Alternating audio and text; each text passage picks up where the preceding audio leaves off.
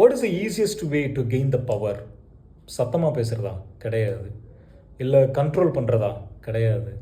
இல்லை எனக்கு தான் அதிகமான விஷயங்கள் தெரியும் அப்படின்னு போர்ட்ரே பண்ணிக்கிறதா? கிடையாது. படம் காட்டுறதா? கிடையாது. அப்போ எதுதான் ஈஸியஸ்டான ஒரு way? Silence. Being silence is one of the easiest way to gain the power அப்படிங்கிறாங்க. நிறைய லீடர்ஸோடைய ட்ரூ நேச்சரை பார்த்தீங்க அப்படின்னா அமைதியாக இருக்கிறதா. நிறைய 90% ஆஃப் த டைம் பார்த்தீங்க அப்படின்னா அவங்க அமைதியாக தான் இருப்பாங்க. அப்படி என்ன தான் பண்ணுவாங்க அப்படின்னா, they will make the other people to speak a lot. They will observe the entire room. They listen a lot. சில விஷயங்களை அப்சர்வ் பண்ண மூலியமாகவே அவங்களுக்கு நிறைய நாலேஜ் கெயின் பண்ணுறதுக்குனால ஒரு ஸ்கில் அவங்களுக்கு இருக்கும் அப்படிங்கிறாங்க லீடர்ஸ்க்கு. ஸோ அதனால தான் silence is one of the easiest way to gain the power. எந்த இடத்துல பேசணுமோ அந்த இடத்துல பேசணும். எந்த இடத்துல பேசணும் அப்படிங்கிறது நம்மளுக்கு நல்லா தெரியணும் அப்படின்னா we need to be silent at most point of time அப்படிங்கிறாங்க. இது மட்டும் கிடையாதுங்க, இதுவும் தான். we need to shut our mouth at the same time we need to shut our mind also.